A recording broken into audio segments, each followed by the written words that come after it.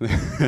일단 어제 시험 보느라 되게 고생 많이 하셨고 오늘 이제 여러분들이 이제 동차 들어가는 데 있어서 어떻게 공부를 하셔야 되고 그다음에 어떤 관점에서 이제 동차 생활을 이제 지내셔야 되는지에 대해서 설명을 하게 된 김세현 별사라고 합니다. 네, 만나서 반갑습니다. 네, 그래서 오늘은 이제 그 동차 커리큘럼의 스탠다드를 해서 이렇게 부제로는 우리는 생각보다 아는 게 많다라고 해서 이렇게 가져왔어요. 그 이유는 뭐냐면은 여러분들께서 이제 1차 시험을 치르는 동안 생각보다 1차 시험을 합격할 정도가 됐다라고 하면은 생각보다 아는 게 많습니다. 아는 게 많기 때문에 여러분들이 처음부터 뭔가 다시 리셋해서 하려는 게 아니라 여러분들이 알고 계셨던 어떤 지식들을 다시 2차용으로 정리를 하셔서 빠르게 2차에 적응하시고 그다음에 2차 시험을 올해 7월 달에 있잖아요. 생각보다 시간이 정말 빨리 갈 겁니다. 그래서 올해 있을 2차 시험을 잘 치르고 나오는 것을 목표 설정을 하는 그런 재정비 데이라고 조금 생각을 해주시고 들어주시면 좋을 것 같습니다. 자, 그래서 오늘 여러분들이 뭐 타학원에서도 설명회를 하고 뭐 하지만 굉장히 좀 많은 분들이 참석을 해주셨고 지금도 계속 오고 계신데 여러분들이 오늘 하루는 재정비 타임으로 조금 설정을 하시면 될 것 같습니다. 뭐 길어도 일주일 정도는 여러분들이 조금 이제 머리를 식히시면서 계획을 정비하고 다시 출격 준비를 하셔야 돼요.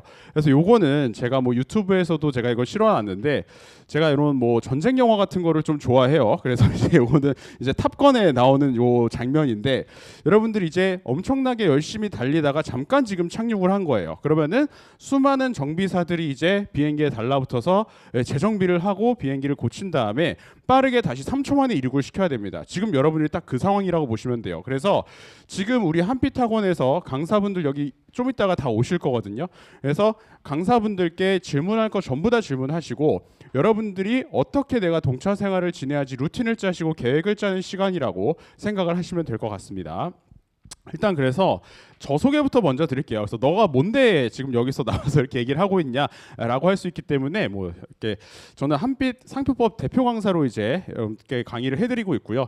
지금은 이제 블루핀 특허 법률사무소에서 대표 변리사입니다. 그래서 실제로 실무를 하는 변리사예요. 그래서 학원 강사하시면서 실제 실무를 하시지 않는 변리사님들도 많이 계신데 실제로 저는 상표 실무까지 하고 있는 강사라고 보시면 되겠고 요걸 제가 왜 말씀드리냐면은 2차 시험 조금이라도 맛을 보신 분들은 아실 거예요. 최근에 실무형 문제가 정말 많이 나오고 있습니다. 그리고 뭐 소문으로 들어서 아시겠지만 작년 2차 특허법 시험 같은 경우는 완전히 실무형 문제였어요. 문제지만 9장이 나왔습니다. 문제지만 거의 저는 그거 보고서 무슨 신문지인 줄 알았어요. 그래서 굉장히 두껍게 진짜 실무형 문제가 출제가 되고 있기 때문에 그런 점에서 이제 제가 실제 실무를 하는 변리사라는 걸 조금 어필해 드릴 수가 있겠고 그리고 저는 변리사를 2018년부터 하고 있고 상표법 강사도 2018년부터 하고 있습니다. 어쩌다 이렇게 된지 모르겠는데 꽤 시간이 빨리 흘렀어요. 그래서 여러분들하고 계속 2차 시험 준비하고 1차 시험 준비하고 하다 보니까 어느새 시간이 이렇게 흘려서 지금 저도 이제 8년차 강사고 이제 그러다 보니까 저를 조금 업그레이드하기 위해서 지적재산권 법학과 석사 과정도 이제 수료한 상태라고 보시면 되겠습니다. 그래서 지금 드리는 말씀은 저는 이제 이렇게 강의를 조금 오랫동안 했다 보니까 합격하는 사람들의 공통점을 이제 예비 변리사님들과 함께 공유할 예정이에요. 그리고 특허 사무소를 운영하고 상표법과 관련된 어떤 활동을 하면서 파악한 올해 중요한 쟁점들을 여러분들과 공유를 드릴 예정입니다. 자, 그래서 제 소개는 이 정도로 간단하게 마치도록 하겠고요.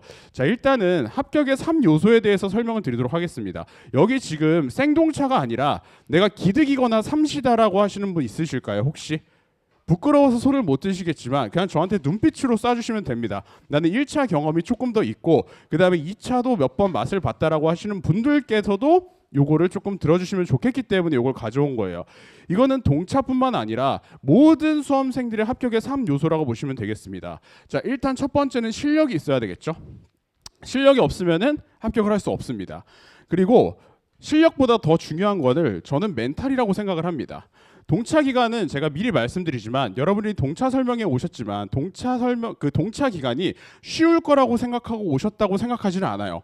동차는 일단은 힘듭니다. 동차 기간은 굉장히 압축적으로 힘들 것을 저는 예고를 해드리는 거예요. 그러면은 그 힘든 과정에서 멘탈은 무조건 흔들릴 수밖에 없습니다. 왜냐하면은 여러분들이 아직 2차 시험의 맛을 보지 못했기 때문에 1차 시험과 뭐가 달라라고 하실 수가 있겠지만 1차 시험 같은 경우는 여러분 그냥 OX 찍고 나오면 되는 거잖아요. 그렇죠? 그래서 물리적으로 몸이 아파 본 적은 없을 겁니다. 아프셨나요? 물리적으로?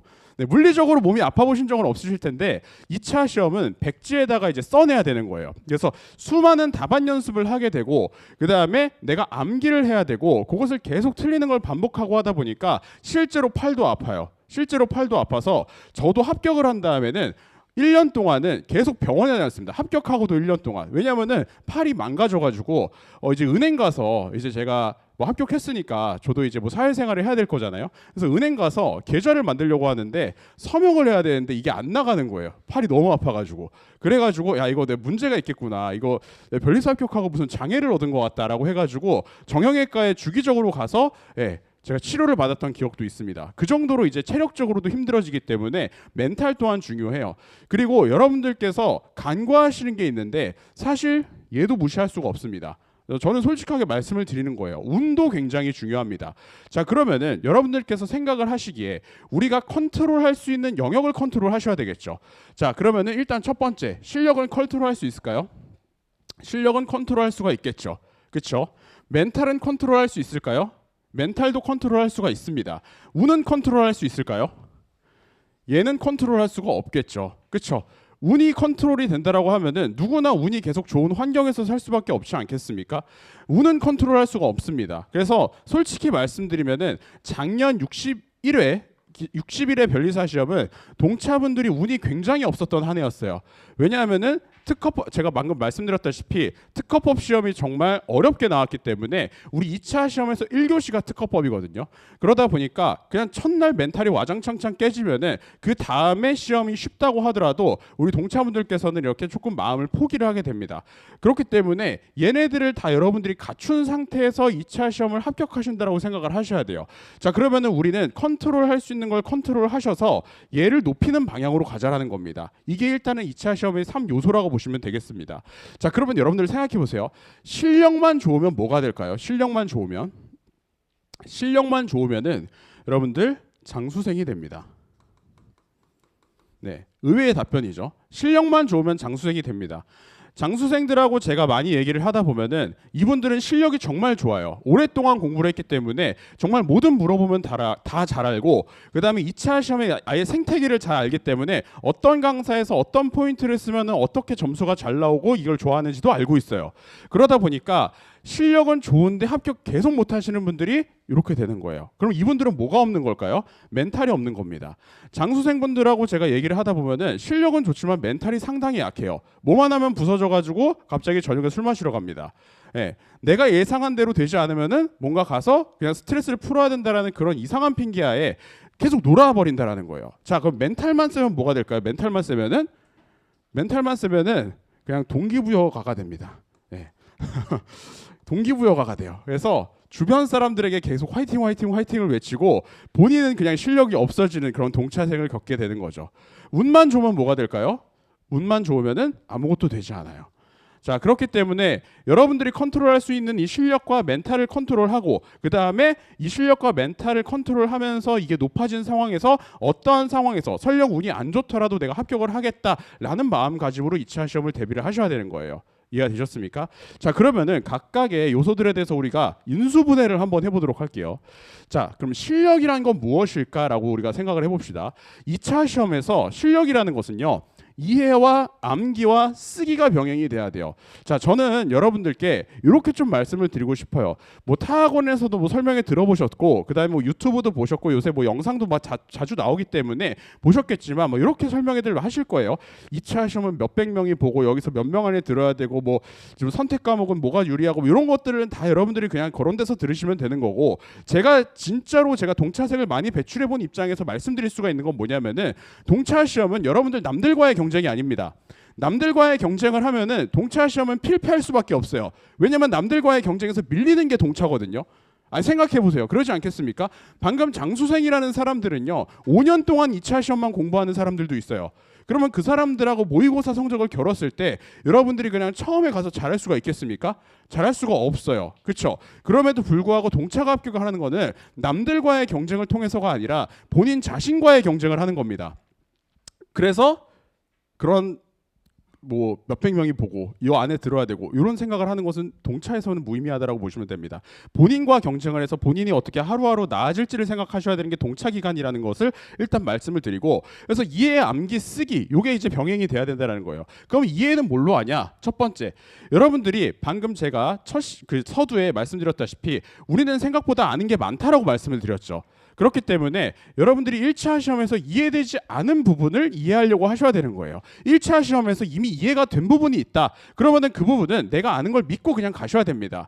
그리고 좀 이따가 2차 시험의 특징에 대해서 말씀드리겠지만 1차 시험보다 2차 시험은요, 굉장히 딥하게 나와요. 어떠한 논점이, 그리고 최근에 학계에서 실무에서 이슈가 되는 논점이 딥하게 나옵니다. 그 딥하게 이해를 하시는 거예요. 그래서 요거는 3월 한 달 동안 좀 이따가 말씀드리겠지만 기초 GS라는 수업을 통해서 2차에서는 이런 쟁점들이 중요하구나, 굉장히 힘들구나 라고 하면서 이해를 하시면 되는 거고, 그 다음에 2차 시험은 아시겠지만 20페이지로 바뀌었어요.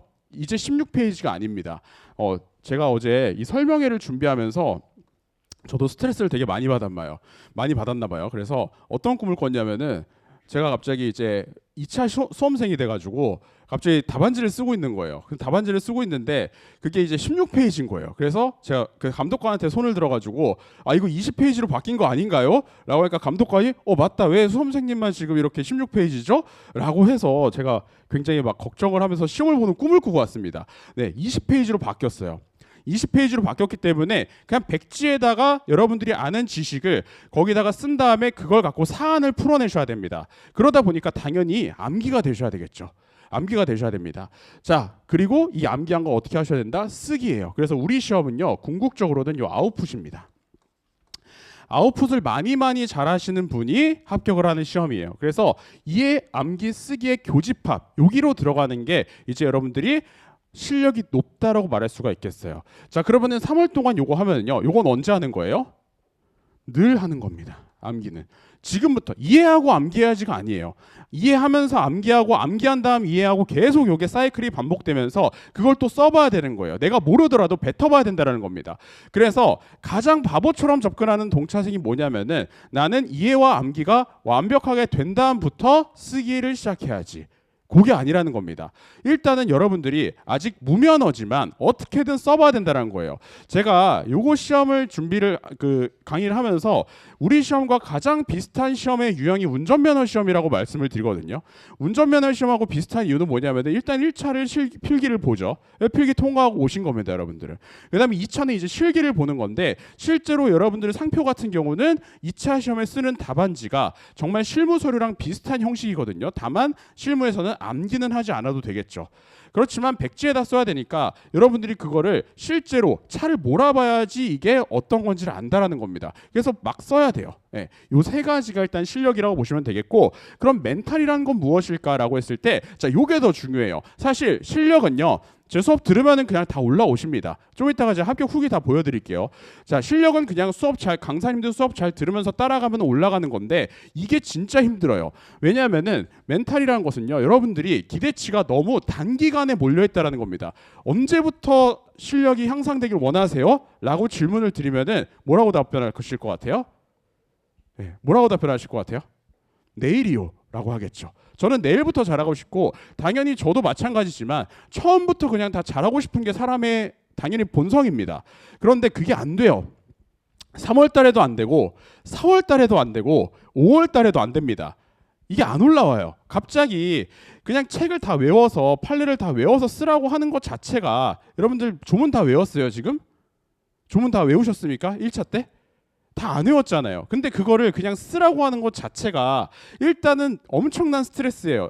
그래서 엄청난 스트레스를 받으시다 보니까 일단은 이 멘탈이 깨지는 그 과정이, 이게 될까? 라는 생각을 하시게 됩니다. 이게 될까? 지금 이 기간 이거밖에 안 남았는데 이게 될까라고 생각을 하세요. 5월 달에도 그렇게 됩니다. 그런데 동차생이 실력이 갑자기 확 올라오는 건 언제냐면은 6월 달이에요. 그것도 심지어 6월 말입니다. 제가 좀 이따가 보여드리겠지만, 저 유튜브 영상도 올라가 있는데, 작년에 이민호 합격생이 있어요. 이민호 합격생이라고 있는데, 그분께서는요 4월달 5월달까지도 답안지를 절반도 못 채웠어요. 절반도 못 채우고 저한테 와가지고 어떻게 하면 좋죠? 라고 이렇게 얘기를 했는데, 답변해 줄 수가 없었습니다. 솔직히. 그럼 어떻게 하면 좋을까? 반밖에 못 썼는데 어떻게 하면 좋을까라고 했는데 절대 포기하지 않고 계속 암기하고 계속 쓰기를 반복하고 이해하려고 노력하고 하다 보니까 실제 시험에서는 20장 넘게 쓰고 나왔습니다. 그리고 생동처럼 합격을 하셨어요. 생동처럼 합격을 하셔서 지금 61기 기장, 62기 기장인가 뭐 하고 있을 거예요. 아무튼 간에 이게 될까라는 생각이 들 때 계속 버티셔야 된다는 겁니다. 그러면 그 버틸려면 뭐가 있어야 되냐면은 첫 번째는 루틴이 있어야 돼요. 요걸 짜라는 겁니다, 여러분들. 요걸 짜라는 거예요. 여러분들이 루틴에 따라서 생활을 하게 되면은 어떠한 상황에서도 그냥 계속 그게 굴러가게 됩니다. 그게 굴러가게 되다 보면은 멘탈이 들깨지겠죠. 그래서 저도 합격할 때는요 루틴을 정말 엄격하게 지켰습니다. 어떻게 했냐면은 뭐 수업 때 뭐 다들 말씀드리지만 저는 8시에 공부를 딱 시작했어요. 생각보다 늦게 시작했죠. 아닌가요? 네.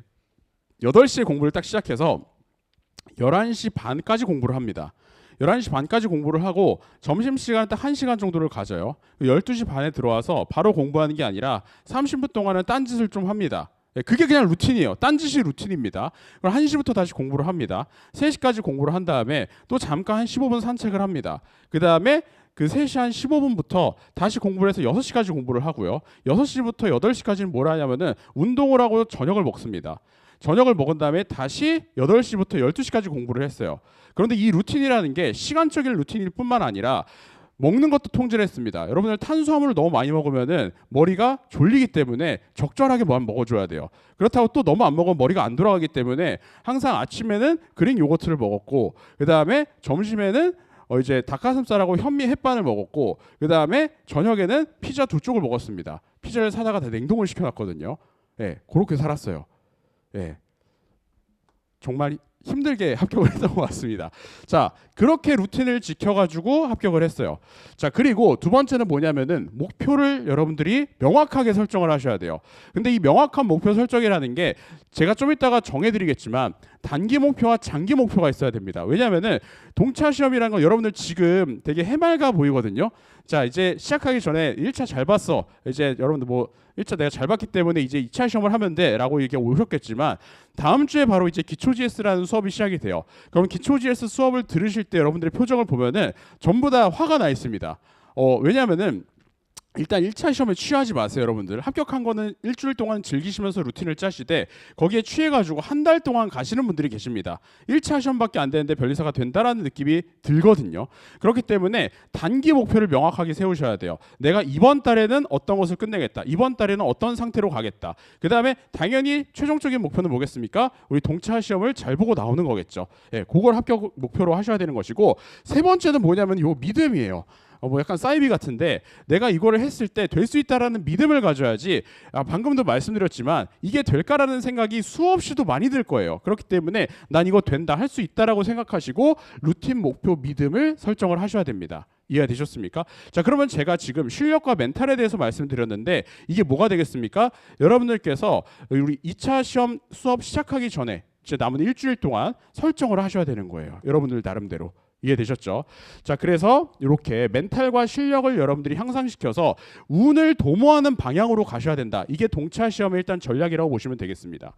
자, 그러면은 제가 각직적으로 들어와서 2차 시험의 특징에 대해서 좀 말씀을 드릴게요. 자, 2차 시험의 특징은 보시면 이게 중요도라고 하겠고요. 그 다음에 이게 논점이라고 보도록 하겠습니다. 논점은 다른 말로 하면은 진도가 될 수도 있겠죠. 네, 진도가 될 수도 있겠습니다. 그러면은 우리가 모든 논점이 다 똑같이 중요한 건 아니잖아요. 그렇기 때문에 논점에서도 이렇게 중요도가 이렇게 있습니다. 항상 하는 설명인데 그러면 1차 시험은 어떻게 공부를 하시냐? 우리 강사님들께서 이렇게 수평적으로 강의를 하실 겁니다. 이렇게 쭉쭉 강의를 하세요. 그리고 중급 강의 듣고 뭐 해가지고 여러분들이 회독수를 늘려가면서 한 요때쯤 들어갔을 때 가서 시험을 보시는 거예요. 그래서 내가 아는 거 맞춰주고 모르는 것은 뭐 찍어서 맞추거나 몇 개 틀리더라도 컷을 넘기면 합격을 하는 겁니다. 그렇죠? 그런데 2차 시험은 어떻게 나오냐면은 이건 모든 과목이 마찬가지예요. 당해 연도에 중요하다고 생각하는 그 쟁점 네 가지를 딱 냅니다. 자, 그러면은 내가 이렇게 수평적으로 공부를 했을 때 내가 모르는 영역에서 문제가 나와버리면 어떻게 되겠습니까? 쓸 말이 없어요. 그냥 가서 2시간 동안 좌괴감을 느끼고 나옵니다. 심지어 제가 아시는 동차생분은 언제 이거 되게 웃겼는데 여행 계획을 세웠대요. 정말 생각이 나는 게 하나도 없어가지고 2시간 동안 얼마나 비참합니까? 내가 딱 봤는데 시험 문제를 보니까 아는 게 하나도 없어서 쓸 수 있는 게 없으니까 거기다가 동차 끝났으니까 뭐 어디를 제주도라도 가야겠다라고 하면서 여행 계획을 세우고 있었다는 거예요. 그래서 제가 욕을 바가지로 해줬습니다. 그러니까 여러분들께서는 어떻게 하셔야 되냐면은 이 중요도를 일단 선별을 하셔야 돼요. 2차 시험은 무조건 중요도를 선별을 해서 여러분들이 논점을 대비를 하셔야 된다는 겁니다. 이 논점은 내가 어떻게 나오면 어떻게 쓸 거야 이런 예상을 갖고 들어가셔야 되는 게 2차 시험의 특징이라고 보시면 되겠고, 그러다 보니까 여러분들께서 이거를 파악하실 때 시간을 들이셔야 되잖아요. 원래는 그렇죠? 이거를 시간을 파악하는데 시간을 들이셔야 되는데 여러분들께서 시간을 들이시는 것은 어때요? 좀 경제적이지가 않죠. 그렇기 때문에 이런 것들은 강의를 통해서 여러분들이 조금 보완을 하시면 되는 거고, 이 중요도를 여러분들이 어떻게 하셔야 된다? 파악하셔서 암기를 엄청나게 꼼꼼히 하셔야 된다는 겁니다. 누구보다도 잘 쓸 수 있게. 자, 그러면은 여기서 여러분들이 동차 시험 합격의 가능성을 보셔야 되는 거예요. 자, 어떤 말이냐면요. 우리 장수생이라고 하더라도 여기 준비 안 하면 어떻게 돼요? 요걸 준비한 동차보다 못한 점수를 받을 수밖에 없다라는 겁니다. 이해가 되셨습니까? 그렇기 때문에 동차 합격이 이런 데서 나오는 거예요. 나는 이제 올해 어떤 논점이 나오더라도 이제 다 잘 쓰겠다. 요거는 장수생의 마인드고, 동차생은요, 나는 올해 이 논점이 나오면은 뭐 장수생이건 뭐 삼수생이건 뭐 기득이건 누구보다 잘 쓰겠다라는 생각으로 공부를 하시다 보면은 합격을 하게 되는 거예요. 그래서 실제 동차생 분들하고 합격하신 분들하고 이제 얘기를 해보면은 생각보다 아는 건 많이 없습니다. 아는 건 많이 없지만 그 쟁점에 대해서는 정말 잘 알고 있다라는 거죠. 그래서 이런 식으로 여러분들이 2차 시험을 생각해 주셔야 된다라는 점을 말씀을 드리도록 하겠습니다. 그래서 1차 시험의 공부법과는 약간 달라진다. 다만 그 공부 내용이 달라진다. 내용은 다르지가 않다라는 거예요. 상표법이 달라지거나 특허법이 달라지는 것은 아니지만 그 공부 방법이 달라지기 때문에 여러분들 어떻게 하셔야 된다? 3월 동안은 2차 시험에 적응을 하려고 하셔야 되는 겁니다. 이해가 되셨어요? 그런 관점으로 받아들여 주시면 되겠고요.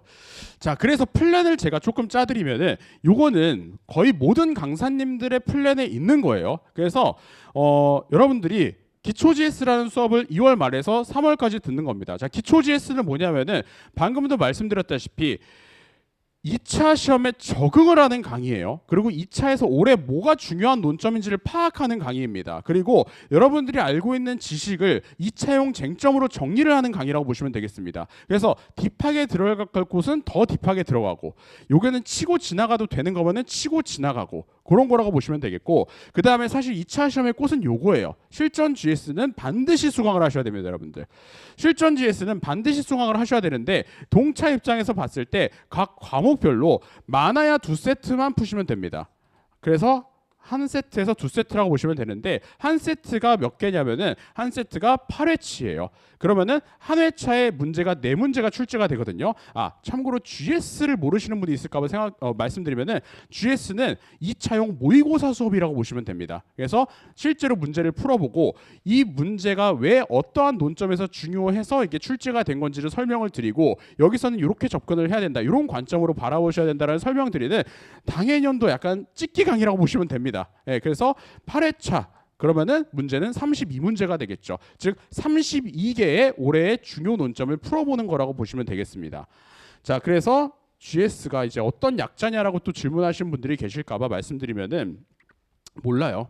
옛날부터 그냥 전에 내려오는 그냥 수업의 명칭인데, 뭐 그룹 스터디라는 분도 있고, 제가 봤을 때는 이제 변질됐습니다. 글쓰기예요, 글쓰기. 글쓰기입니다. 여러분들이 엄청나게 글을 쓰는 수업이라고 보시면 되겠습니다. 그리고 이런 것들은 취사 선택이에요. 내가 뭔가 부족한 것 같아요. 부족한 것 같으면은 이제 5월 달쯤에 우리 강사님들께서 하루 정도 이제 또는 이틀 정도 이제 특강을 할 겁니다. 당해년도 중요 쟁점 뭐 특강을 하시면은 그건 듣고 싶으면 듣고, 내가 부족하지 않다라고 하면은 굳이 들으실 필요는 없는 강의. 그 다음에 요 콜라보 GS 같은 경우는 이제 강사님들께서 또 이제 마지막 6월 달쯤에 하는데, 이제 6월 정도가 되면은 그 해년도에 어떤 논점이 중요한지가 다 선별이 된다라는 거죠. 그래서 정말 중요한 쟁점들만을 모아서 다양한 관점에서 풀어보는 강의가 되는 거예요. 그래서 이렇게 플랜을 쭉 짜셔야 됩니다. 그러면 어떤 수업이 가장 중요해요라고 말씀을 물어보신다라면은 당연히 얘입니다. 실전 GS는 필수예요. 그리고 완전 생동차다. 그러면 기초 GS도 들으셔야 됩니다. 나머지는 선택이에요. 나머지는 선택이지만 요 두 가지 수업은 생동차라면 요거까지 들으셔야 되는 거고, 내가 만약에 근데 GS라는 수업을 들어봤다라고 하면 여기서부터 시작을 하셔도 되는 겁니다. 이해가 되셨습니까? 네, 이렇게 정리를 할 수가 있을 것 같고요. 자, 그래서 조금 구체적으로 목표를 설정해 드릴게요. 궁극적인 목표는 여러분들 2차 시험 합격하기가 아닙니다. 2차 시험 합격하기로 하면은 탈나요. 동차는 왜 탈이 나냐면은 합격 안 할 거 못 할 것 같거든. 내가 못 할 것 같아요. 그렇기 때문에 탈이 나서 이렇게 설정을 하셔야 돼요. 내가 후회 없이 올해 2차 시험을 제대로 치르고 나오겠다라는 거예요. 한 문제 못 쓰는 거 이런 거 없이 그냥 내가 아는 거 다 털어내고 제대로 쓰고 나오기, 이걸 목표로 하셔야 됩니다. 그러면은 실제로 어떤 감정이 드냐면은 이런 감정이 들으시는 분들이 이 동차 시험을 합격하시더라고요. 시험을 끝나고 나올 때 굉장히 짜릿합니다. 나도 할 수 있어라는 생각이 들어요. 그러면 합격하시는 분들이 많이 있어요. 그래서 제대로 치르고 나오시기라고 보시면 되겠고, 지금부터 3월 달 말까지 여러분들이 설정해야 되는 것은 빠르게 실전 GS로 넘어가시는 것을 목표로 설정을 하셔야 되는 겁니다. 그래서 빠르게 내가 실전에서 기득 삼시들과 겨뤄볼 생각을 하셔야 되는 거예요.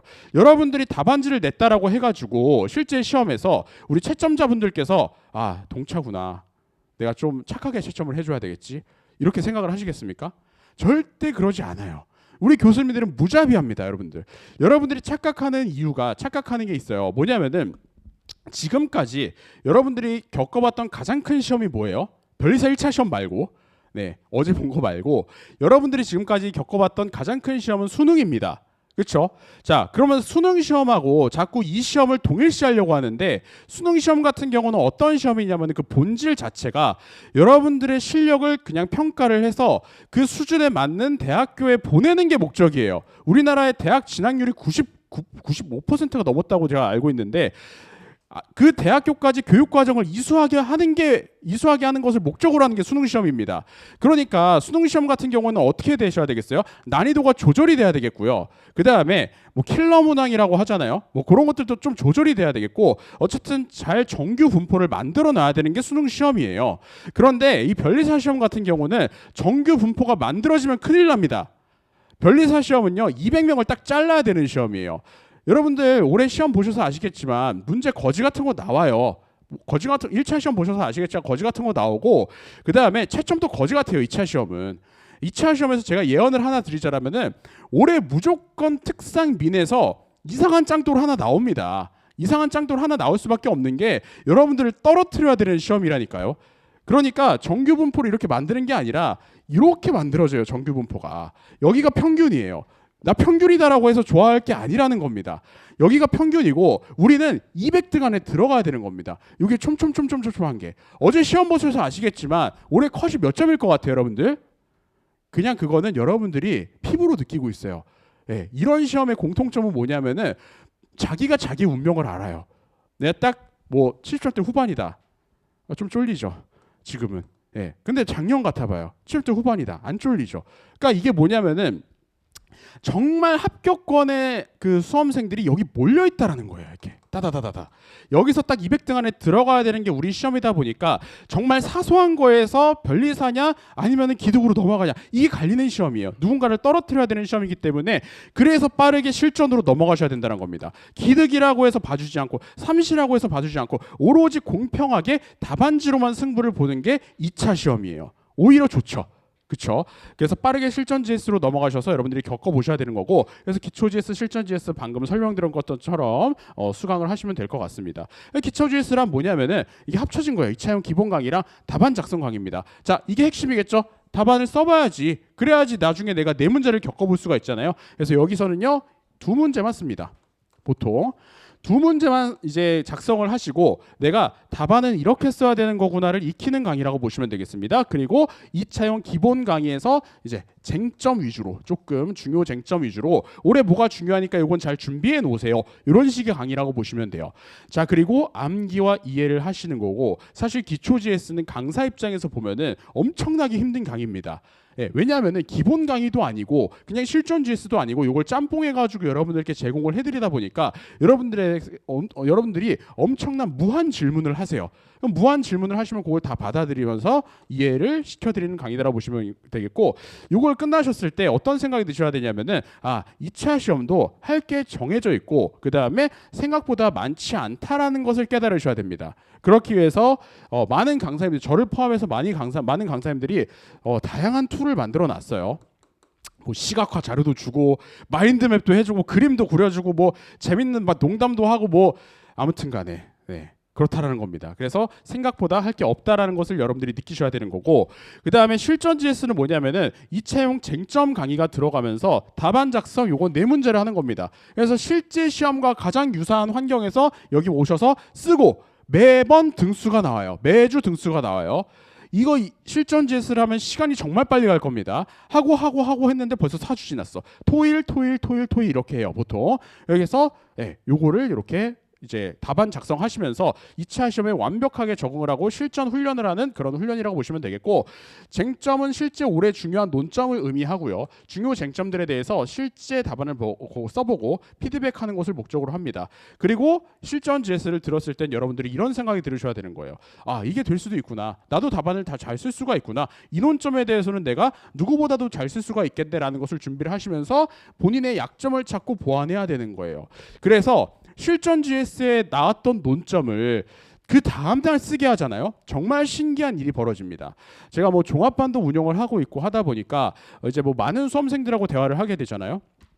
그러면은 생동차인 분이 당연히 이 논점을 처음 봤을 때는 못 쓰겠죠.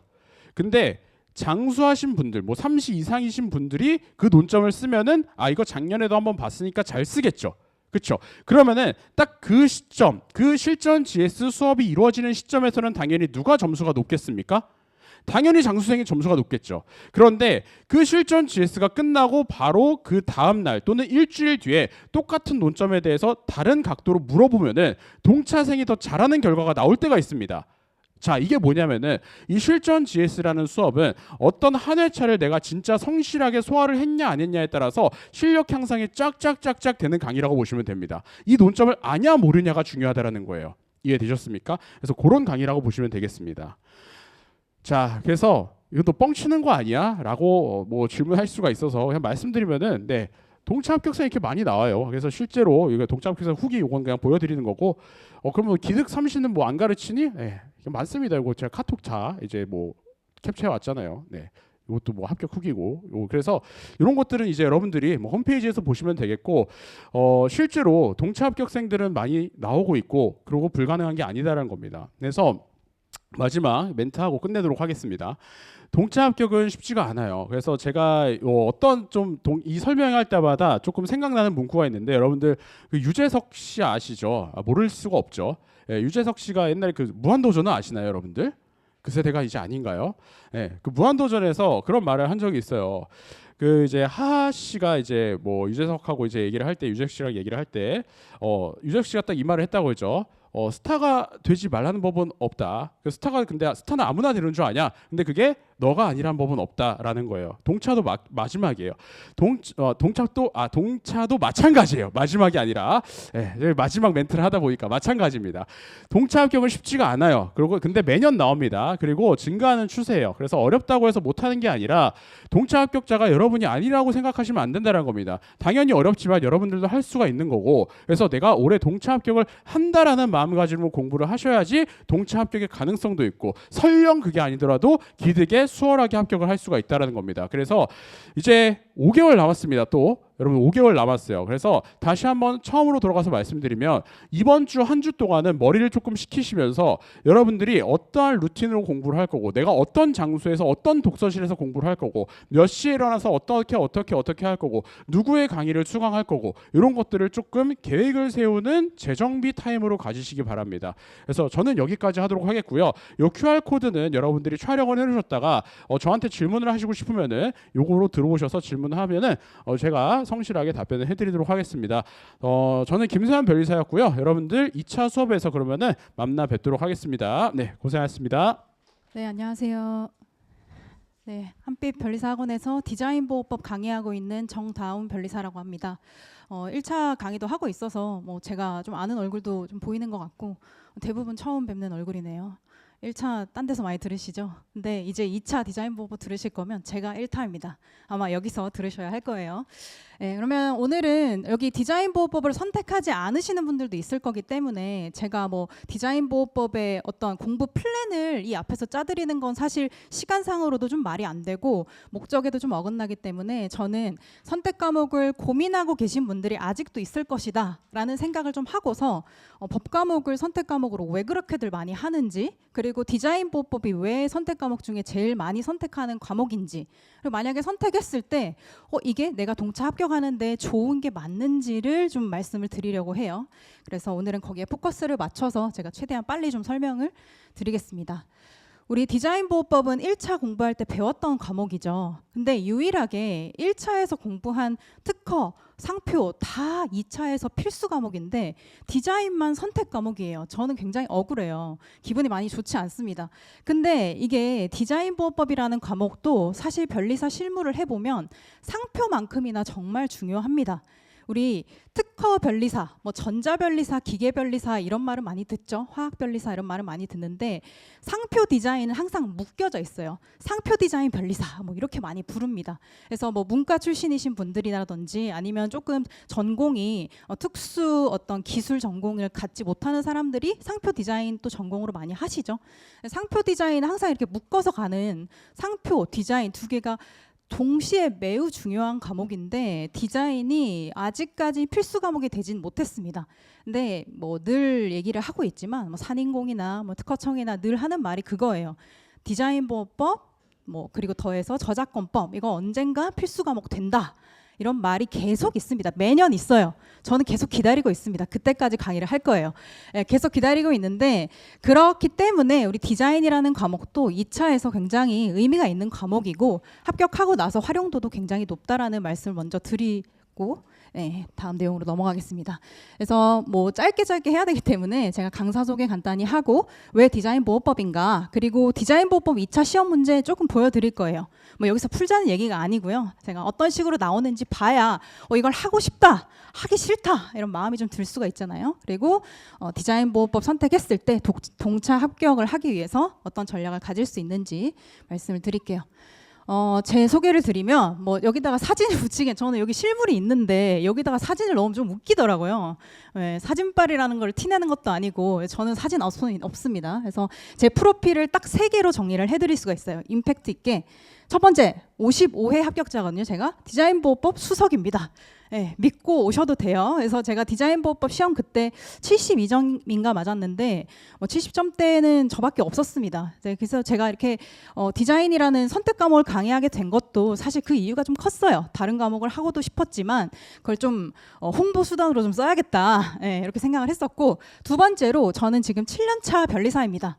7년 동안 업무를 하면서 전자 전공을 했기 때문에 전자 특허 변리사를 하고도 있지만 디자인 강의를 하면서 디자인 실무도 굉장히 많이 하고 있습니다.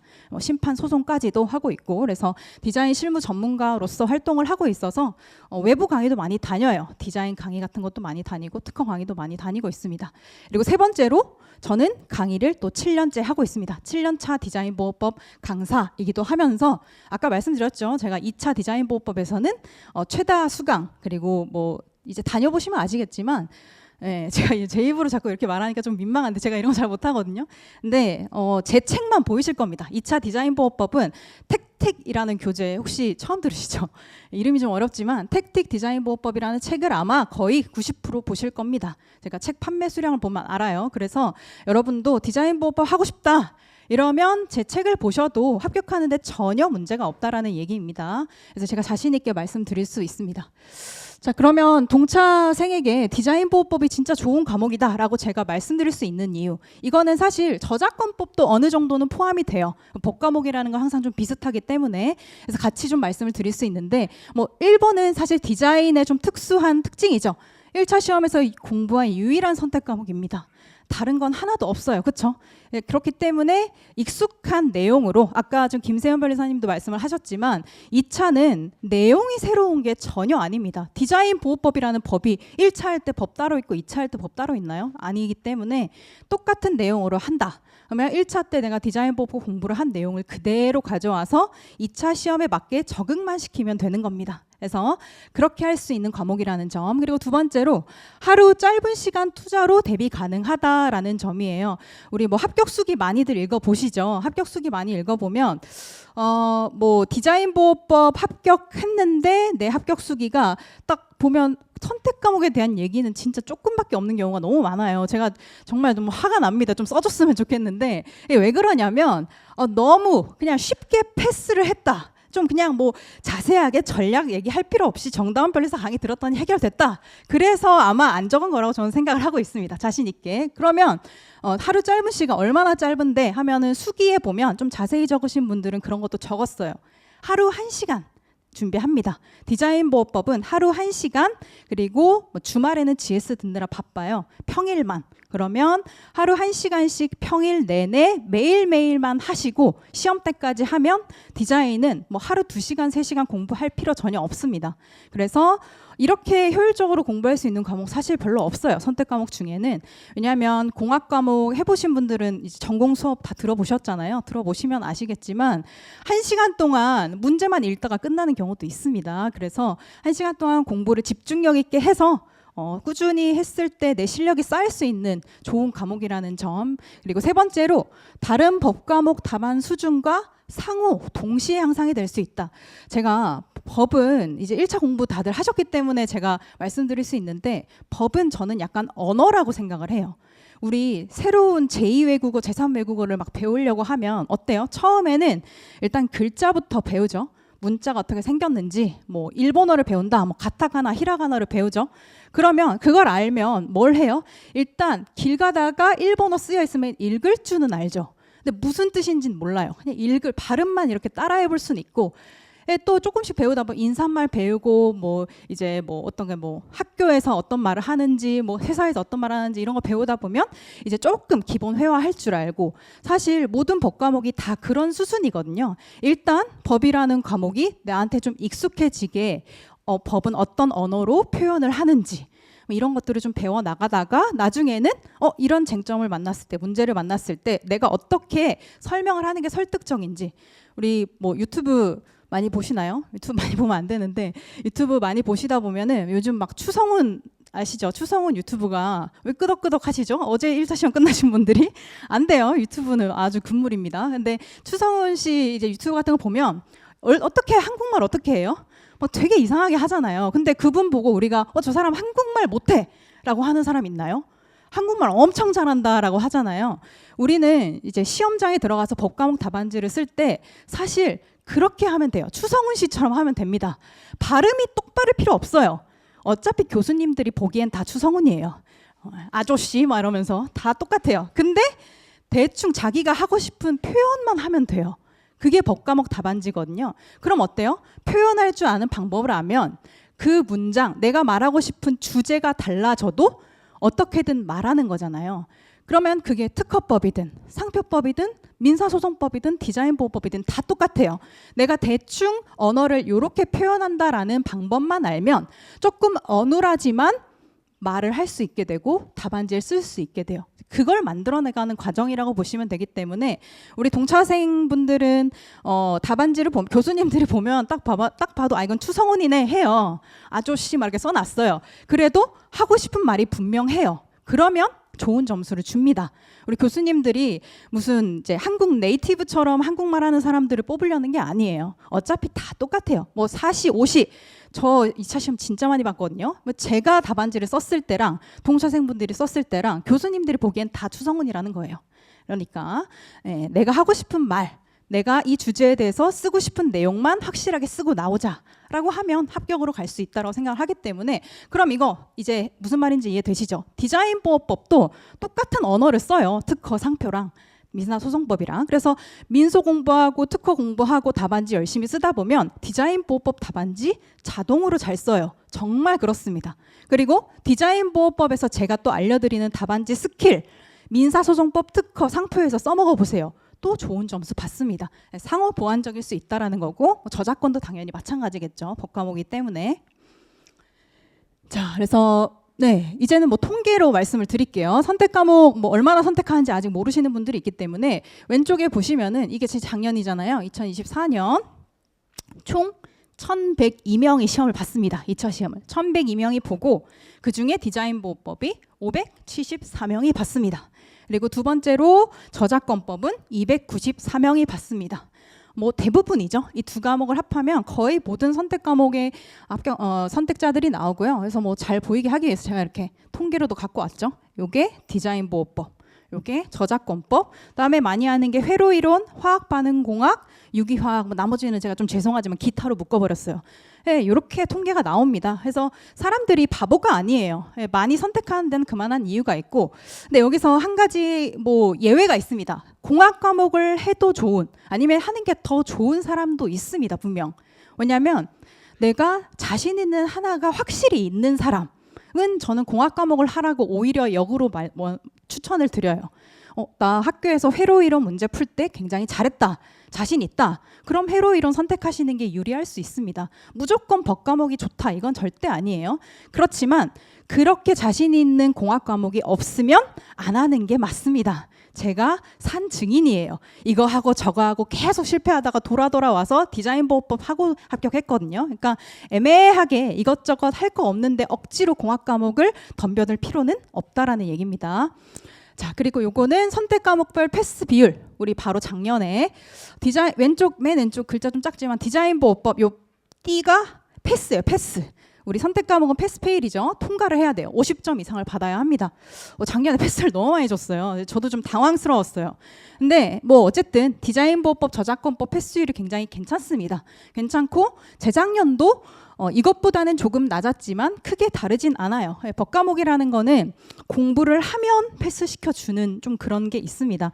근데 안 하면 당연히 못 주겠죠. 제가 봐도 이건 패스하면 안 되는 답안지다 하는 것들이 보입니다. 강의를 하다 보면. 그분들은 뭐냐면 평일 내내 아무것도 안 하고 와서 그냥 답안지에 몇 글자 한번 끄적여 보고 뭔가 이제 2차 시험생이니까 수험생이니까 뭐라도 해야겠고 그 정도만 하면 당연히 패스 못 받지만 그 이상으로 노력만 해준다면, 제가 정해놓은 커리큘럼 안에서만 좀 노력을 해주신다면 다 패스 받을 수 있다라는 얘기입니다. 제가 아까 말씀드린 진짜 많이 이제 선택을 하고 또 이제 제 강의도 또 많이 듣고 하는 와중에 패스가 지금 90% 가까이 되잖아요. 80 몇 프로예요. 제 책 보면 80% 이상의 가능성이 있다. 자, 이렇게 제가 좀 저 나름대로 분석을 했어요. 이제 그러니까 이제 책도 예전에는 되게 이렇게 저렇게 바꿔보기를 많이 했거든요. 이렇게도 한번 바꿔보고 저렇게도 바꿔보고. 근데 이제는 안 바꿔요. 나름대로 이 정도면 조금 검증이 됐다라고 생각해서 안 바꾸고 개정법만 반영하면서 이제 이렇게 계속 강의를 하고 있거든요. 그러니까 작년 패스 비율 보시면서 조금 믿고 따라와 주셔도 될 것 같다, 이렇게 생각을 합니다. 뭐 제가 제 강의 홍보만 계속 하는 건 아니지만서도. 네, 그리고 이제 동차 합격에 가까워지는 수험생활 포인트 3개. 이거 아까 뭐 김세현 변리사도 비슷한 얘기를 많이 했겠지만요. 제가 생각하는 3가지는 이거예요. 먼저 첫 번째로 과목별로 잘 맞는 책 한 권. 욕심내지 마세요. 이제 책 수집가들 있습니다. 네, 필요 없습니다. 모든 과목별로 기본서 하나씩만 있으면 돼요. 그리고 특별히 나한테 잘 읽히는 책이 있어요. 이렇게 딱 책 읽어보면 눈에 딱 잘 들어오고 글이 술술 읽힌다. 그런 거 선택하시면 됩니다. 선택하시고 디자인 보호법은 특히 수험 압축적인 책, 그러니까 양이 많지 않아야 된다라는 얘기죠. 패스만 하면 되니까 이제 그런 책으로 선택하시고, 그다음에 적절한 시간 분배는 과목별로 장기 계획을 수립하셔야 돼요. 지금부터 3월에 뭐 하고 4월에 뭐 하고 5월에 뭐 하고 6월에 뭐 하고 해야겠다 세우시면서 디자인 보호법 아까 뭐라고 말씀드렸죠? 그냥 하루에 1시간씩 계획 따로 빼두시면 됩니다. 디자인 보호법 공부하기 싫어 죽겠네. 밤에 하면 돼요. 저는 매일매일 밤 10시부터 11시까지 또는 뭐 9시부터 10시까지 디자인을 했습니다. 그런 식으로 공부 안 되는 시간에 해도 그나마 그림, 사진 자료 많은 과목이기 때문에 좀 재밌어요. 그래서 좀 덜 졸리기 때문에 이렇게 시간 분배하시면 되고, 마지막으로 이제 좋은 컨디션 너무 중요하잖아요. 그래서 항상 강의도 나는 동차니까 무조건 일단 강의를 많이 들어가지고 합격을 해야겠어. 그것도 사실 쉽지 않아요. 우리 GS 와가지고 오전에 하나, 오후에 하나, 저녁에 하나 듣고 나면 거의 사람이 약간 그 시래기가 돼요. 시래기. 저도 많이 경험을 해봤거든요. 근데 그게 무조건 좋은 건 아닙니다. 좋은 건 아니기 때문에 내 체력이 따라주는 한도에서 어떻게 강의를 들어야겠고 어떻게 공부를 해야겠다, 미리 계획을 짜면 돼요.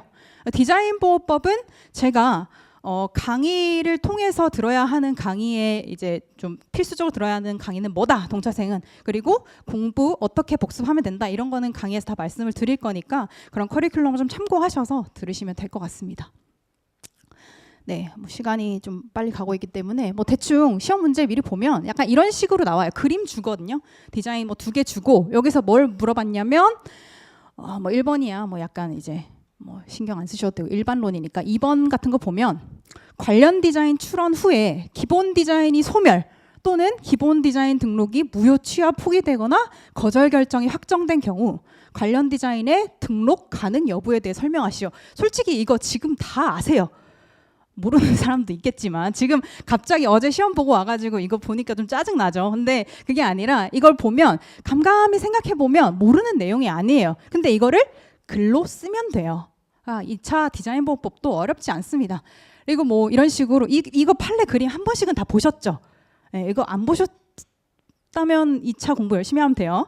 네, 이런 판례 있어요. 요 그림 요거 보고 이 판례에 대한 설명 쭉 해주고 뭐라고 하냐면 유사한지 판단해라. 뭐 이런 거 하는 겁니다. 재밌어요. 우리 유사 판단 기준 뭐예요?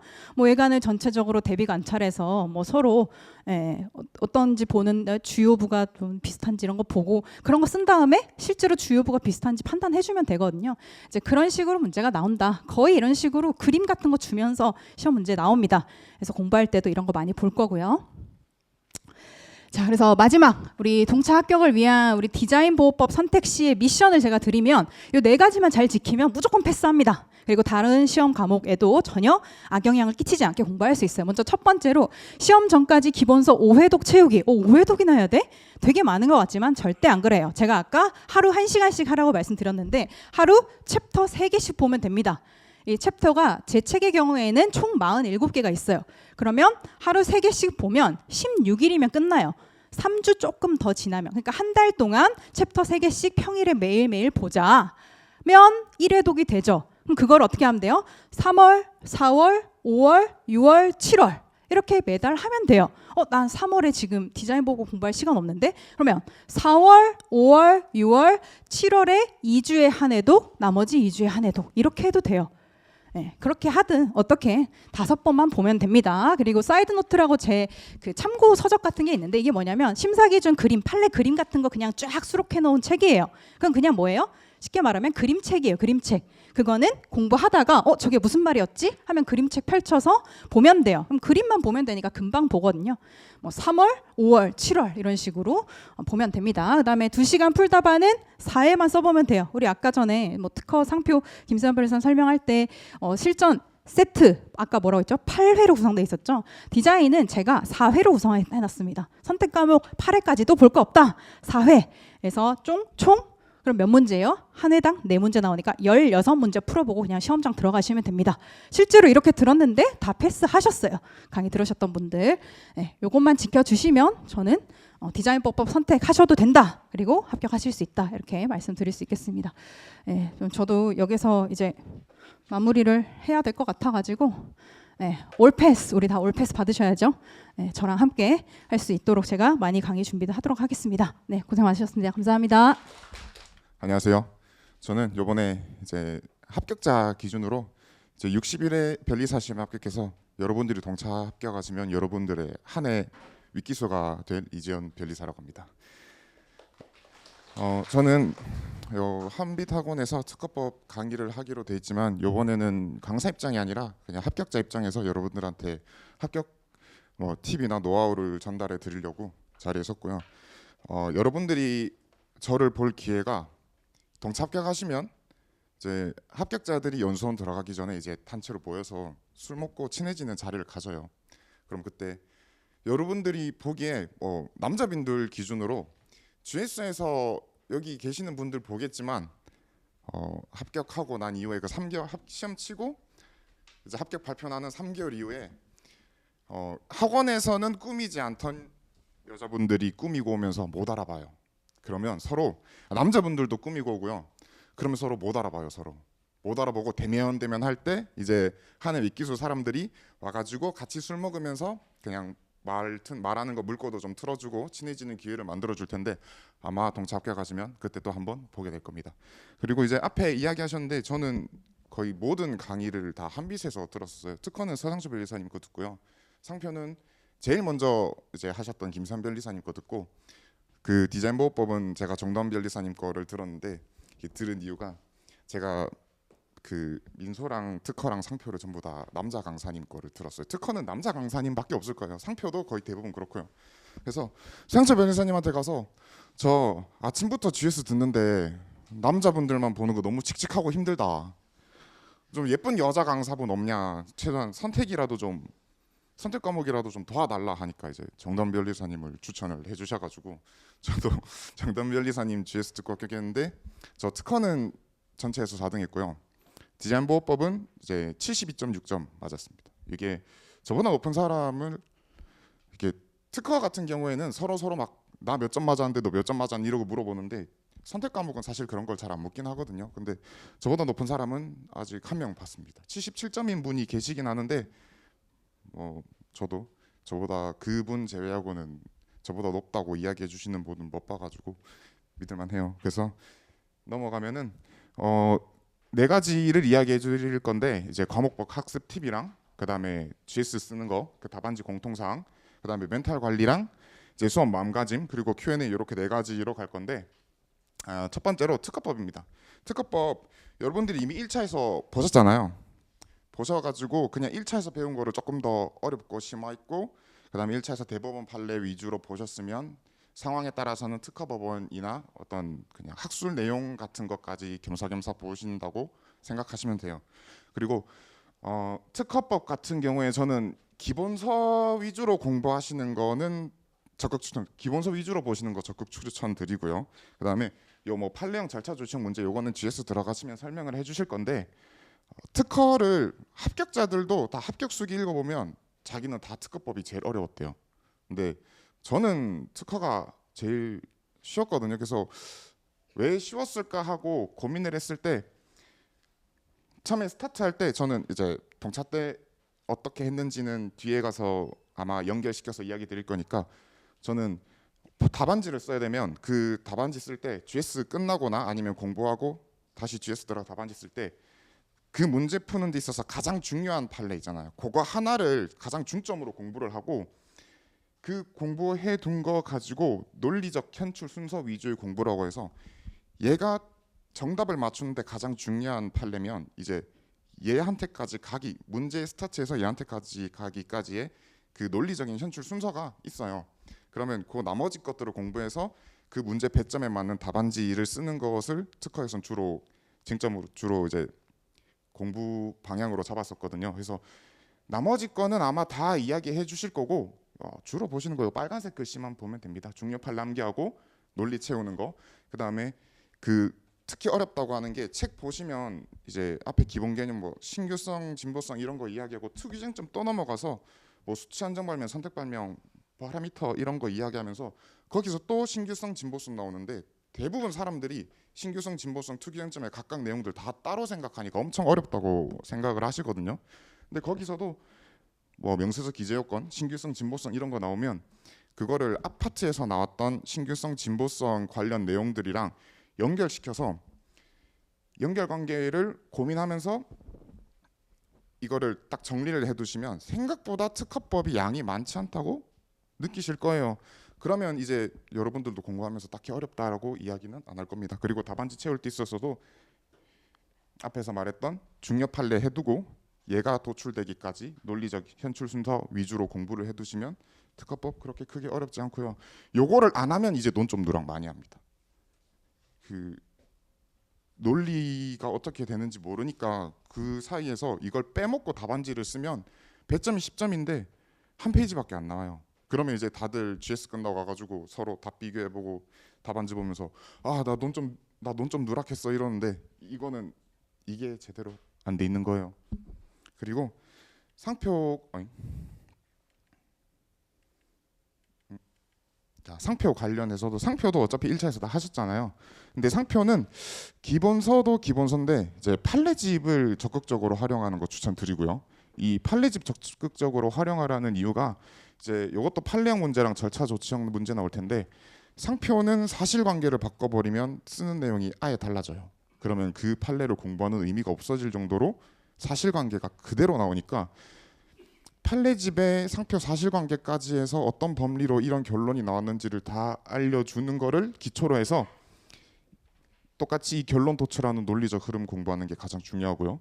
그리고 조치형 문제는 여러분들이 공부하시면서 뭐 무효 심판 청구하기 위한 조치 검토를 했을 때 여러분들이 34조 뭐 7호, 12호, 13호 이런 거 막 배우시잖아요. 그럼 거기서 배울 때 판례도 막 공부하시고 해서 처음에 GS 들어가면 조치 12호 써야지 하면 12호 관련 내용들 와다다다닥 써요. 그리고 13호도 될 것 같은데 와다다닥 써요 하면은 10점짜리 문제인데 한 3페이지 4페이지 쓰고 3번 4번 못 풀고 뭐 기초 GS는 3번 4번 없을 거니까 이제 1번 문제만 풀고 2번 문제 백지로 제출하고 1번 문제 점수라도 확인해야지 하고 딱 받으면 10점 나오거든요. 그러니까 그런 일 벌어지지 않으려면 이게 조치형 문제다 싶으면 최대한 여러 논점을 짧게 탁탁탁 쓰고 나 이거 더 쓸 수 있는 데서 욕심 내지 말고 짧게 쓰고 넘어가는 게 중요합니다. 그래서 이 판례집을 보실 때는 어떤 판례를 보시고 그 사실관계에 대해서 그다음에 그 판례집에 내용 나와 있을 테니까 거기서 그 판례가 결론을 어떻게 내는지랑 그리고 그 결론까지 냈을 때 그 판례집 보시면 뭐 이런 것 때문에 요거는 무효가 돼야 된다 아니면 무효 사유가 없다라고 이야기해 주는데 그거를 여러분들이 판례 쓰고 나중에 사안 포섭 쓸 때 그 내용들을 압축해서 쓰시거나 아니면 최대한 외워냈다가 거의 그대로 현출을 해야 되고 그 상표가 특히 사안 포섭에서 점수 차이가 많이 갈려요.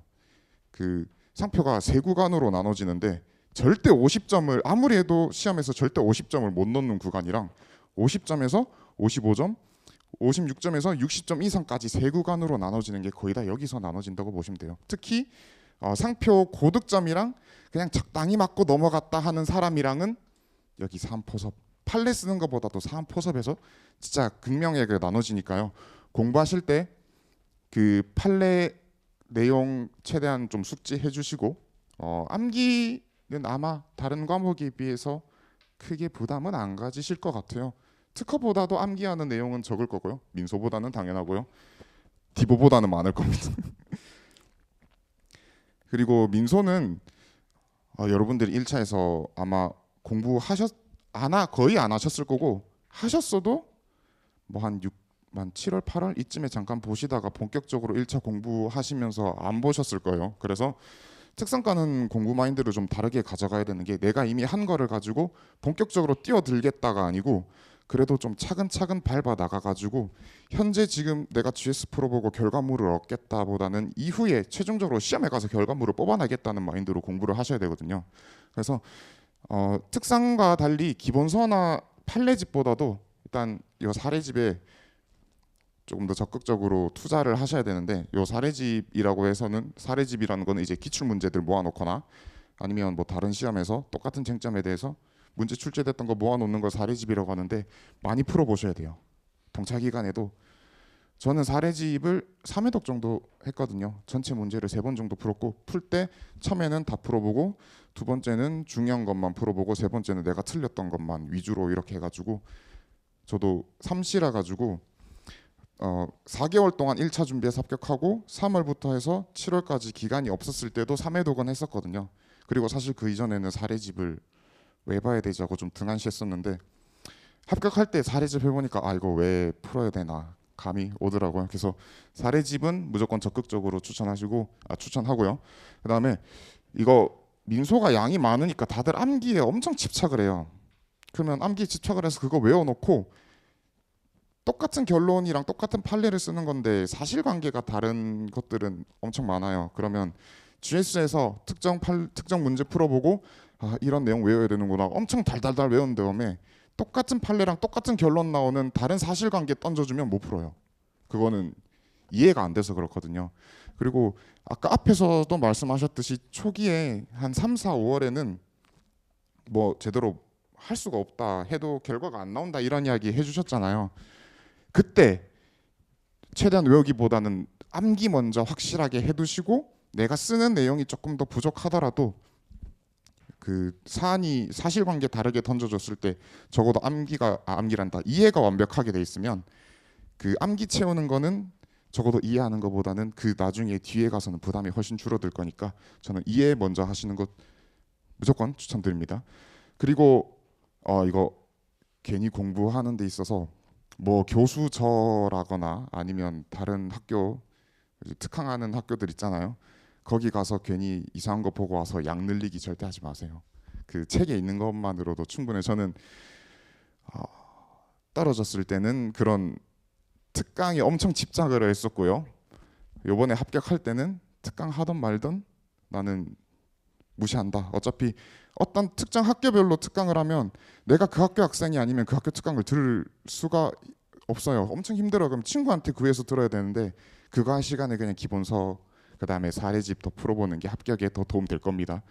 그리고 요거 정확한 이해가 우선이라는 거 밑에 내용이랑 관련이 되어 있는 거예요. 그래서 그 민소에서 특히 말은 비슷한데 파트가 다른 애들이 엄청 많아요. 그러면 그 쟁점별로 차이가 생기고 나는 문제 풀 때 이거라고 생각했는데 민소에서 다른 파트를 타겟으로 해서 나오는 문제들이 있으니까 그 이해를 하면서 쟁점편 차이를 정확하게 이해하시고 그 다음에 아까 헷갈린다고 말씀드렸으니까 얘네들은 비교해서 정리해 두는 게 필요해요. 그리고 공부하실 때 민소는 아무래도 양이 많으니까 요거 제가 나지아 변리사님이랑 이야기하면서 둘이 생각하는 게 똑같다고 했었던 게 큰 틀에서 정리를 해두는 거거든요. 아마 나중에 2시 넘어서 저기 민소 강사 두 분 들어오고 계시는데 상담해 보시면 특히 나지아 변리사님은 그 이야기 하실 거예요. 서랍장 이야기. 서랍장에서 서랍장 안에 무슨 내용 정리를 해두는 여기 상담하면서 하실 텐데 네. 전체 기준에서 한번 공부하시고 그 전체를 기준으로 세부적인 내용 정리하신 다음에 그 다음에 다시 전체 순서로 넘어가서 내용 이해하시는 거 이것도 한번 알아두시고 그 다음에 민소는 공부하실 때 이제 민소도 그 최신 판례가 많이 떠요. 특성보다 더 많이 떠요. 근데 그 최신 판례 집착하는 것보다는 가장 기본적인 기본 판례를 중점적으로 숙지를 해두시는 게 중요합니다. 나중에 5월, 6월쯤 되면은 민소도 막 최신 판례 강의하고 하는데 그거 이제 최신 판례 강의랑 이런 최신 판례 외우는 거 매몰돼서 기본 내용을 버리는 사람들이 엄청 많아요. 그럼 이제 내년에 더 이상 최신 판례가 아닌 애들을 또 보게 되거든요. 그러니까 기본 판례 숙지 가장 중요하게 해주시고요. 그래서 과목별로 넘어가서 공통적인 걸로는 이거 공통적인 건데 요거는 특정 과목이라고 몰아넣기가 조금 애매해서 그냥 공통사항으로 정리를 해놓은 건데요. GS는 여러분이 공부를 해야 되는 게 아니고 공부한 걸 확인하는 게 GS입니다. 그 한빛 학원 외에 뭐 다른 데 보면은 뭐 GS A, B, C 뭐 플러스 마이너스 곱하기 나누기 뭐 이렇게 많이 나오는데 그거 가서 그것만 하면 개인 공부할 시간 없을 거예요. GS는 내가 공부를 해서 나 이만큼 공부했는데 이거 내가 답안지에 쓸 수 있을까 했을 때 주말에 가서 쓰시는 게 GS고요. GS에서 특정 넘제 나왔을 때 아는 거면 공부를 안 해도 되는 거고 모르는 게 나오면 이제 내가 모르니까 그거를 GS를 공부하는 게 아니라 기본서로 넘어가서 해당 파트의 거를 공부를 해야 되는 거예요. 그래서 요거는 중요하니까 제가 글자 설정 굵게 해가지고 하는 건데 요거는 진짜 머릿속에 담아두세요. GS를 공부하는 게 아니고 내가 평소에 주말 이전에 평일에 공부했던 거 확인하는 게 GS입니다. 그래서 GS를 무조건 많이 해야 합격한다라는 집착은 버리세요. 그냥 기초 듣고 기초에서 수업 끝나고 이론 강의 해주실 테니까 그거 숙지해놓고 실전 GS 대비해놨다가 실전에서 공부 확인하면서 내가 누락한 건 이거고 강사님들이 중요하게 생각하는 건 이런 논점이구나 하고 넘어가시면 충분해요. 그리고 뭐 6월에 콜라보든 이런 거 들으면서 최종적으로 중요하게 강사님들이 찝어주는 거 확인하고 넘어가시면 GS 크게 많이 안 들어도 합격할 거예요. 요거는 제가 오늘 온다고 동기들이랑도 이야기를 많이 해봤었는데 다 공통적으로 하는 이야기예요. 그리고 여기는 다 공통적으로 동기들이랑 이야기했던 내용이에요. 그래서 GS 쓸 때 여러분들이 어느 정도 실력이 올라오시면 나 다 썼는데 점수가 너무 낮아 라고 이야기하시는 분들이 계시는데 다 쓴 게 중요한 게 아니고 논리랑 흐름에 맞춰서 필요한 내용 강약 조절하는 게 제일 중요합니다. 이거 알아두시고 그 다음에 이제 채점자 입장에서 앞에 추성훈 이야기 해주셨죠. 그래도 최대한 내가 추성훈 그 말투라도 그래도 발음이 좋아야 이 사람이 한국어를 하는 걸 알아듣는 것처럼 깔끔하고 간결하게 써주시면 됩니다. 20페이지 20페이지가 답안지가 20페이지 됐고 합격 수기 보면은 24페이지 썼다고 하는데 그 과목별로 고득점 하신 분들 보면 그렇게 많이 안 썼어요. 저도 상표 빼고는 특허는 그냥 20페이지 끄트머리쯤에 갔고요. 디보는 19페이지 썼는데 그가 둘 다 한 권이죠. 많이 안 썼습니다. 근데도 고득점에 쓰니까요. 그리고 요거 공부 목표랑 진도는 확실하게 설정을 해두고 지킬 것. 요게 반대로 이야기하면 아침에 독서실에 도착을 해서 한숨 쉬면서 자기 책 꽂아놓은 거 쫙 보고 오늘 뭐 하지? 이게 아니면 돼요.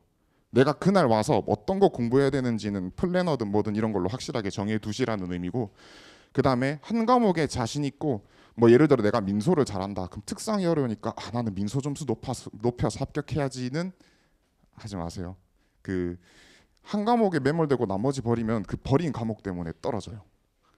나머지 것도 어느 정도 자신감 있는 수준으로 맞춰놨을 때 내가 잘하는 과목이 크리티컬하게 작용을 해서 합격하는 거니까 매몰되지 말고, 그 다음에 내가 특정 한 과목이 점수가 너무 높고 나머지 게 낮아서 걱정이 되시면 그 GS 해보실 때 내가 특정 과목이 점수가 높을 때 왜 높은지 한번 보시면 돼요. 내가 이 답안지를 쓰는데 그 답안지에서는 어떤 논리로 썼는데 내가 점수가 낮은 과목은 똑같은 논리로 썼을까 비교해 보시면 절대 아닐 거거든요.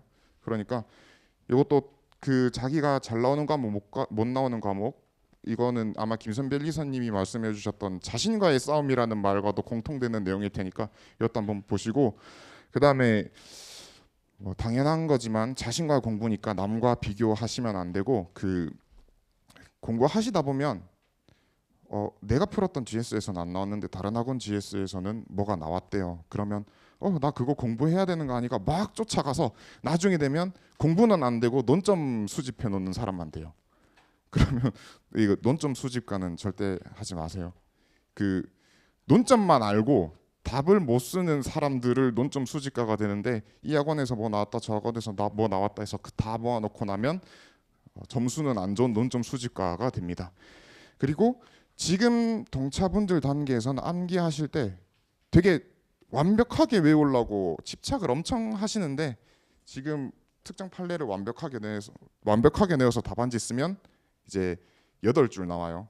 문제 하나 풀고 판례 하나 쓰는데 8줄 나오고, 10점짜리 쓰는데 판례 2개 정도 써야 되는데 이미 2페이지 넘어가는 상황이 벌어지니까 일단 지금은 키워드 먼저 확실하게 암기만 해두시고 뭐 회독하시면서 나중에 천천히 이제 판례 전체 원문을 그래도 살릴 수 있는 수준으로 넘어가시면 됩니다.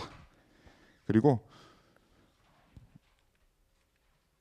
요거는 멘탈 관리랑 수업 마음가짐 관련된 건데요. 일단은 개인적으로 공부 스트레스 해소하는 방안은 하나씩 만들어 두는 걸 추천해요. 근데 그게 술이랑 친구가 돼서는 안 돼. 내가 공부 스트레스 받았다고 오늘은 9시 끝내고 친구들이랑 술 먹어야지 하고 간 사람 중에 저랑 친하게 지냈던 분들인데 합격한 사람이 한 명밖에 없어요. 나머지 다 떨어져가지고 다시 하고 계시는데, 네, 차라리 운동이랑 체력 관리 쪽으로 스트레스 푸시는 거 추천드려요. 요거는 운동 뭐 점심 때 빠르게 밥 먹고 운동 좀 하고 오시면 공부하는 데 있어서 체력 관리도 되니까 요 해소 방안 만들 때 술이랑 친구 말고 되도록이면 운동이었으면 좋겠고, 핸드폰 게임도 가능하면은 해소 방안으로 안 됐으면 좋겠습니다. 저는 이거 해소 방안으로는 제가 진짜 공부하는 게 너무 힘들면 그 피자집 중에 제가 페퍼로니 피자를 되게 좋아하는데 미친 피자라는 업종에서 파는 페퍼로니 저는 되게 좋아했어요. 그래서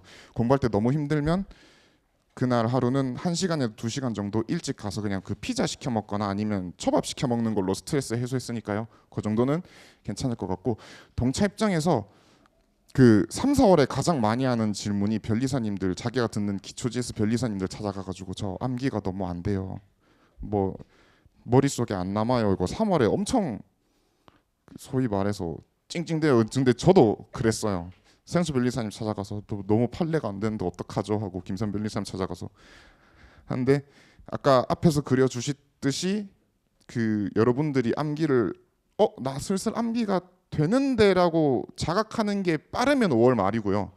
6월쯤에서 6월 들어갔을 때 나 이제 슬슬 암기가 되는 것 같아 하고 6월 말이 되면 3, 4월에 이렇게 쓸 걸, 3, 4월에 이렇게 할 걸 이랬는데, 그거는 3, 4월에 여러분들이 못해서 그런 게 아니고 안 내워졌던 게 사실은 빌드업이 되고 있다가 6월에 터지는 거고, 그래서 7월에 답안지 썼는데 운까지 작용하면 동차 합격하시는 거니까 이때 암기가 3, 4월에 암기가 안 된다고 해서 너무 걱정하실 필요가 없습니다. 그래서 암기가 안 되면 최대한 이해라도 하려고 하고 넘어가시면 되고요.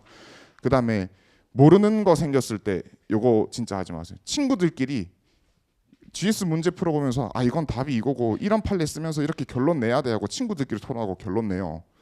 근데 그 결론 내는데 1시간씩 2시간씩 밖에서 카페 앉아가지고 결론 내고 결론 물어보면 틀린 경우가 엄청 많으니까 그냥 모르겠다 싶으면 여기 변리사님들한테 질문하면 정말 빠른 시간 내에 정확한 답을 얻을 수 있으니까요. 요거 친구들끼리 절대로 논점에 관해서 토론하지 마시고 만약에 내가 정말 열심히 공부를 했는데 정체기가 온다. 그러면 여러분들이 합격에 가까워지시는 거예요. 그거 정체기만 딱 넘으면 여러분들이 점수가 갑자기 막 5점 단위, 10점 단위로 막 올라요. 이거는 여러분들이 지금 하고 있는 수준에서 할 수 있는 점수의 맥시멈을 일단 달성을 했다는 거니까 정책에 왔을 때 아 나는 이 과목 점수가 또는 이 과목 암기가 더 이상 안 오르니까 포기해야지 하지 말고 더 투자해서 탁 넘으면 이제 5점, 10점 새로운 점수를 보실 거고 그다음에 지금 시점에서 이거 보지 마세요. 이거 보고 오신 분 있을 거예요. 어제 오늘. 네 이거 보지 마세요. 이건 더 말 안 하겠습니다. 이거 왠지 모르겠는데 저도 떨어졌을 때 이거 보고 있었어요. 시험 끝나고 그 발표 날 때까지. 그러니까 어제 오늘 본 거는 아마 영향을 안 줄 거고 네 그 일단 오늘 이후로는 접속도 안 하는 걸로. 그 다음에 수업 마음가짐은 뭐 내가 변리사 공부 왜 하려고 했는지로 계속 본인을 좀 다독이셔야 되고요. 앞에서 했던 얘기지만 뭐 공부 계획 저는 이거 제가 너무 늦게 시작한 앞에 이야기들은 너무 늦게 시작한 것 같은데 저는 9시 반에 독서실 도착해서 10시까지 했거든요. 근데 그래도 됐던 이유는 저는 플래너를 시험 때까지 5개월이나 6개월로 딱 잡아놓고 나면 6개월치 계획 하나랑 3개월치 계획, 1개월치 계획, 1주치 계획, 하루치 계획을 다 따로따로 짜놨어요. 그래서 그거를 완료를 하면 일찍 가는 거고 완료를 못하면 그래도 뭐 11시, 12시까지 공부했었는데 요거를 안 세워놓으면 이제 여러분들이 독서실에 앉아가지고 꽂힌 책들 보고 오늘은 판례를 볼까? 특허 볼까? 상표 볼까? 이러고 있거든요. 그러니까 공부 계획 세우적으로 세워두시고 그 다음에 여러분들 공부하다 보면 엄청 힘드실 텐데 그 친구들을 만나서 자꾸 오늘 너무 힘드니까 9시에 술 먹으러 고 이러거든요. 그 회피를 하는 거예요. 그 앞에서 말씀하셨듯이 똑같이 그런 상황 회피하는 게 아니라 그냥 힘들면 최대한 힘들어서 그날 공부가 제대로 안 되더라도 최소한으로도 해두고 그냥 집에 일찍 가서 잠을 더 자시는 거 추천드리고 그 다음에 이거 참 요거는 본 게 제가 남자분들 많이 봤는데 공부하다가 힘들면 서로 3, 3, 5연 모여서 담배 피면서 뭐 때려친다느니 뭐 누가 어떤 뭐 강사 욕을 한다던 이런 걸 엄청 많이 봤는데 이게 그렇게 안 되는데 왜 여기다가 시간을 투자하고 있는지 모르겠어요. 그러니까 요 부정적인 말 하면서 3, 3, 5 시간 태우는 짓 하지 마시고 그다음에 요거는 사실은 동차보다는 기득에 조금 더 해당이 되는 건데 기득 때 떨어지면 시험을 다시 봐야 되잖아요. 그러면 6, 7월의 마인드가 나 이렇게 뭐 되겠지. 설마 떨어지겠어. 설마 삼시하겠어. 이런 마인드로 사시는 분들 많은데 그거보다는 본인 스스로 공부했었을 때 나 공부 정말 열심히 했으니까 이렇게 하다 보면 변리사가 되겠지 라는 마인드 세팅으로 가는 게 중요합니다. 그리고 이것도 3, 3, 5 다니는데 공부 스타일이 안 맞는 친구랑은 그냥 시험 기간에는 떨어져 계시는 게 맞아요. 그 알게 모르게 저한테 엄청 영향을 주고 제 공부 스타일이 무너지는 그 친구가 목소리가 크면 제 공부 스타일이 무너지는 경우가 생기기 때문에 과감히 고르시고 그 다음에 공부 중에 힘들어서 밖에 나와서 유튜브 보시면서 시간 태우고 SNS 보시면서 나는 아직도 수험생활 하고 있는데 내 친구 취직해서 여행 갔네 이거 보면서 멘탈 흔들리는 짓은 안 하셨으면 좋겠습니다. 그래서 여기까지고요. 그 다음에 Q&A는 여기 어차피 강사분들 다 오셨으니까 강사분들한테 여쭤보시면 될 것 같아요. 그래서 강사별 질문 시간에 만나겠습니다. 수고하셨습니다.